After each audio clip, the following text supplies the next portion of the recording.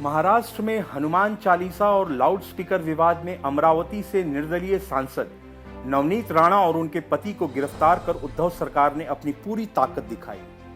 लेकिन कोर्ट ने नवनीत राणा को जमानत दे दी और जमानत मिलने के बाद नवनीत राणा को एक बीमारी की वजह से लीलावती अस्पताल में भर्ती कराया गया था। लेकिन अस्पताल से डिस्चार्ज होते ही नवनीत और रवि राणा ने सीधे उद्धव ठाकरे को अपने राडार पर लिया और कहा कि उनका भी वही हश्र होगा जो रावण का हुआ था।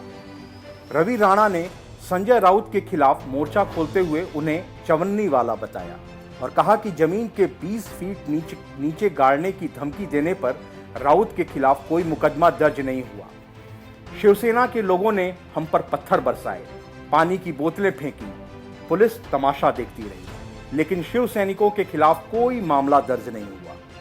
नवनीत राणा ने उद्धव ठाकरे को चुनौती दी है कि वे महाराष्ट्र में कहीं से भी चुनाव लड़ें, वो उनके खिलाफ खड़ी होंगी। यही नहीं, अस्पताल से बाहर आते वक्त नवनीत राणा के हाथ में हनुमान चालीसा भी दिखी। उन्होंने अस्पताल से बाहर आने के बाद मीडिया से कहा कि हनुमान चालीसा पढ़ने के लिए मैं 14 दिन तो क्या 14 साल भी जेल में रहने को तैयार हूं। मैं मुख्यमंत्री उद्धव ठाकरे को चुनौती देती हूं कि वे महाराष्ट्र में कहीं से भी चुनाव लड़ें और मैं उनके खिलाफ खड़ी होंगी।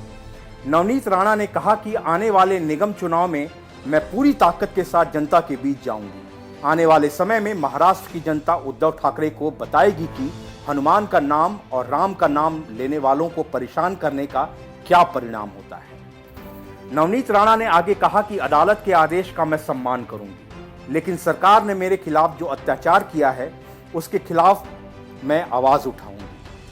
कोर्ट ने राणा दंपति को हनुमान चालीसा विवाद पर मीडिया से बात न करने की शर्त पर जमानत दी थी, लेकिन अब बात करके राणा ने उस शर्त का उल्लंघन किया है। इसलिए उनके खिलाफ महाराष्ट्र सरकार दोबारा कोर्ट भी जा सकती है। बताया जा रहा है कि पब्लिक प्रोसिक्यूटर नवनीत और रवि राणा के खिलाफ कोर्ट की अवमानना याचिका दायर कर सकते हैं। वहीं अस्पताल से डिस्चार्ज किए जाने से पहले सांसद नवनीत राणा ने कहा था कि हम लड़ने के लिए कृत संकल्प हैं।